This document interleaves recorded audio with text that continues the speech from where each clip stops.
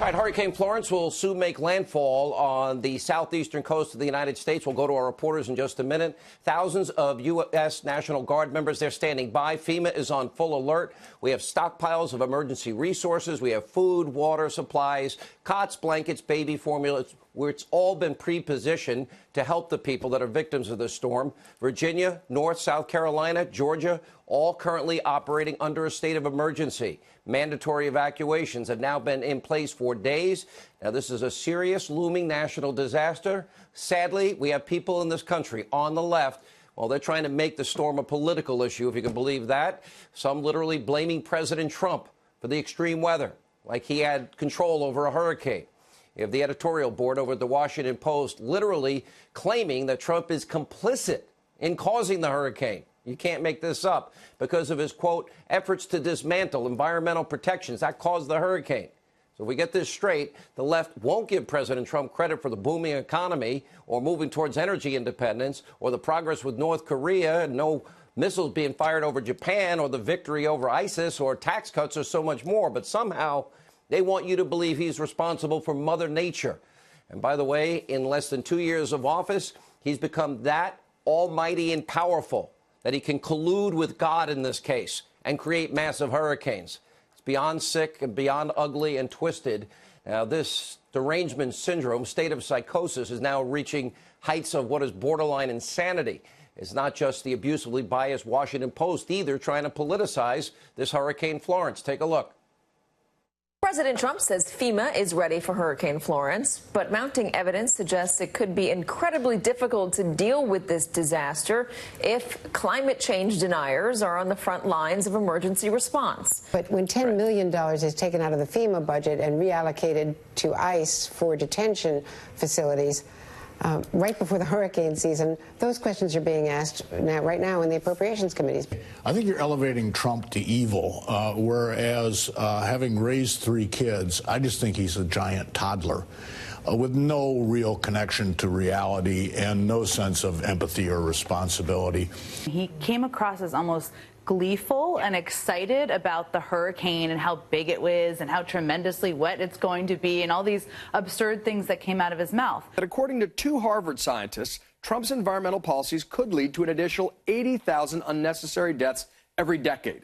He is so consumed by the calamity that exists and the chaos that exists that he's not really prepared and focused because he spends every weekend golfing instead of preparing.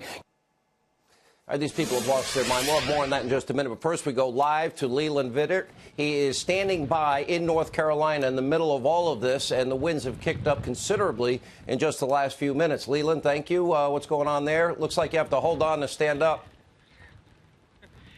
You really do, Sean, and we almost just got blown over here. It gives you a sense, though, of the power of this storm that keeps increasing. And the people here who are either watching their homes and their communities on television or those who have decided to ride this one out have got a long, long way to go. Florence is effectively slowed down now and just creeping along. Ordinarily, when you're in an area like this that is the worst of the worst, if you will, it only lasts a couple of hours. This is going to be about 24 hours of hurricane force winds that we're just now really feeling the real effects of. The rising tide now is coming in, which is a terrible combination with the storm surge that will certainly destroy this dock and then send these dock sections into town to destroy anything and everything in its path. And you watch this rain come down.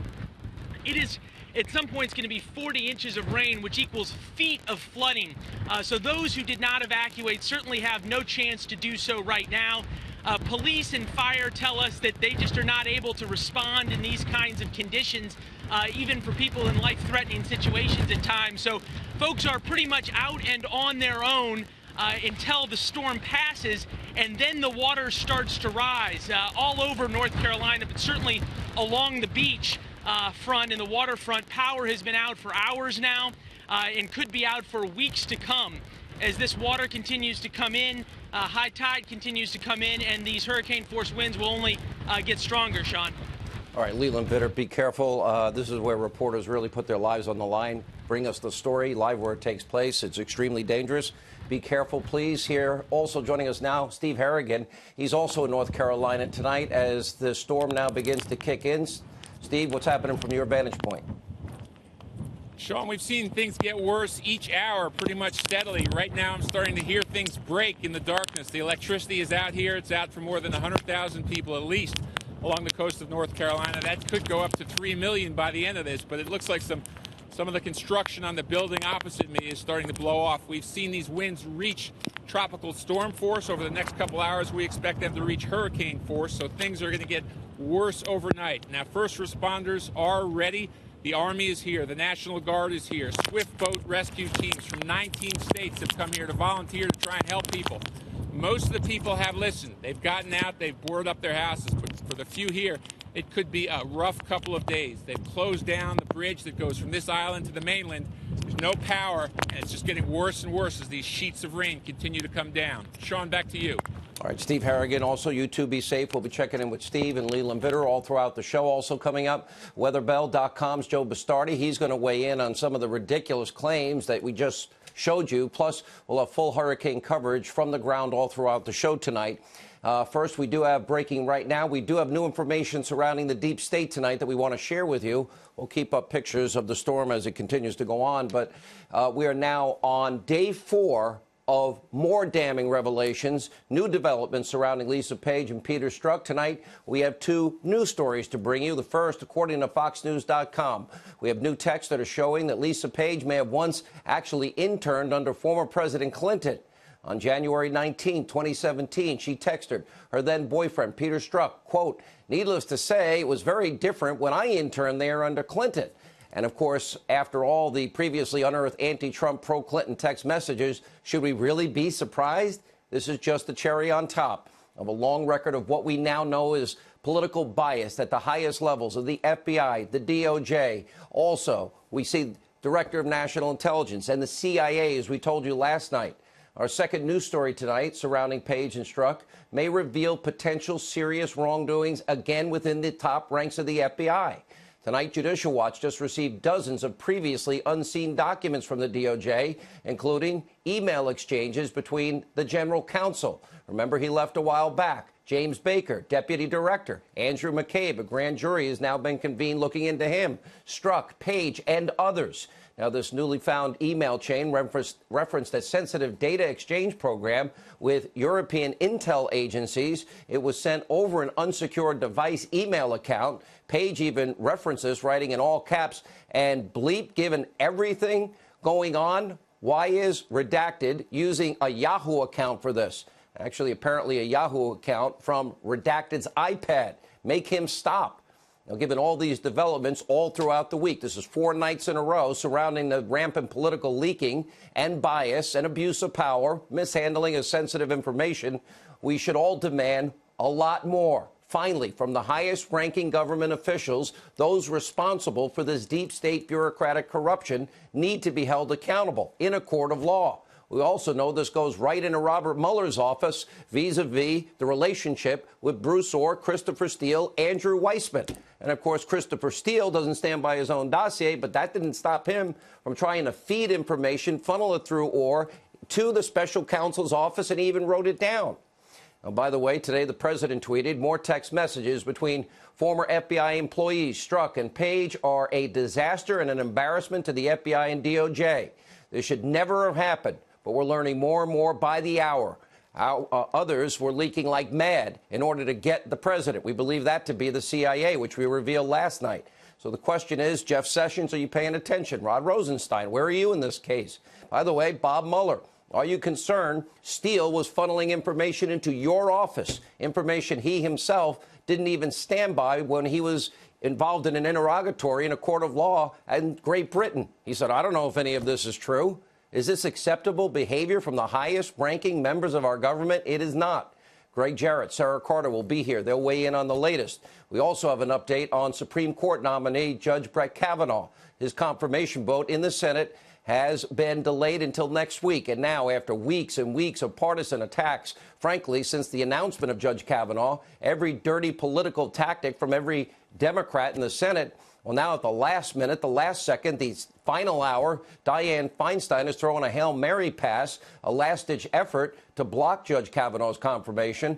And Feinstein released earlier today this cryptic statement Quote, I have received information from an individual concerning the nomination of Brett Kavanaugh to the Supreme Court. That individual strongly requested confidentiality, declined to come forward or press the matter further, and I have honored that decision. I have, however, referred the matter to federal investigative authorities, and according to reports, that information supposedly surrounds some kind of alleged incident when Kavanaugh was in high school 40 years ago. And two sources are telling Fox that Senator Feinstein has known about these decades-old allegations since July. She's met with him. She's had chances to confront him about this publicly. And now, because nothing is stuck, well, now she's beginning to throw this in at the final hour. She questioned Kavanaugh in private sessions. She questioned him in a public hearing. She said and did nothing. And now, with his confirmation looking imminent, Feinstein is trying to pull out all the stops, all the dirty political tactics. I warned you from the beginning this is what they would do. Very predictable, same old playbook. Democrats always find a way to impugn the character and the standing of a Republican-appointed nominee to the U.S. Supreme Court. It is so common, it now has its own term. It's called borking, because of this is what the Democrats do to obstruct, in the case of Ronald Reagan's nominee, Judge Robert Bork. He was never confirmed to the U.S. Supreme Court, in large part because of the lies, the fear-mongering from then Mr. Character himself, Senator, well, drive the car off the bridge, leave the girl in the car, Ted Chappaquiddick Kennedy. Remember this.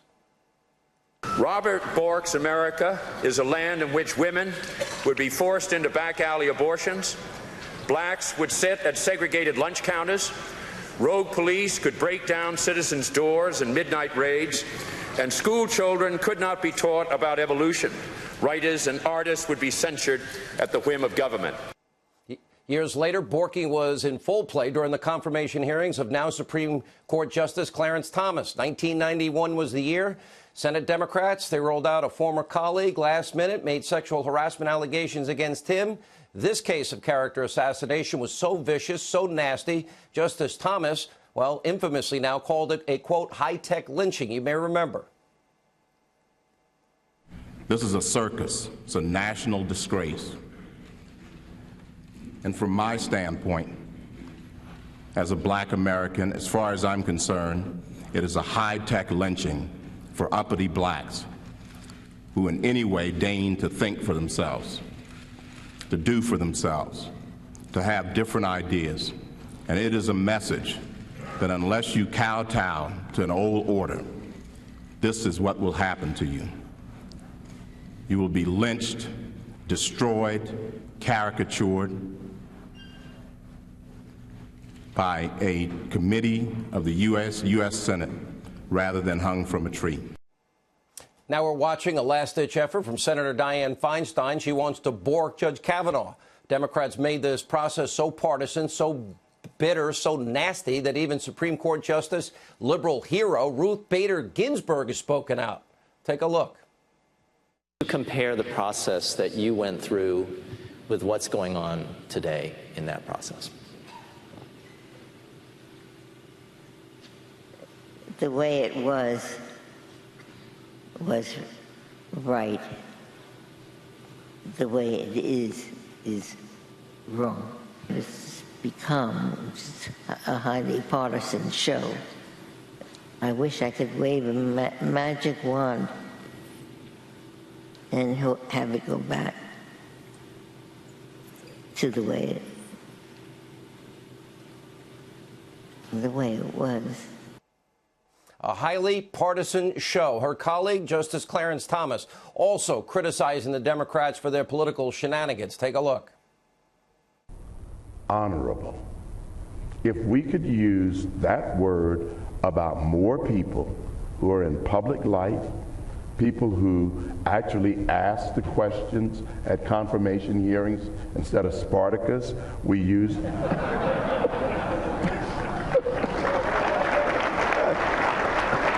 Had to get that in there. Just had to get that in there. Hey, look, the 300, but at any rate. By the way, Clarence Thomas, I've had the honor of meeting him, as one of the best laughs ever. The Spartacus line was pretty good. Barring any successful borking from the Democrats, Kavanaugh should rightfully be confirmed, and he will be. This all comes as the election season is now heating up. We're only 54 days away from the single most important midterm election of our lifetime.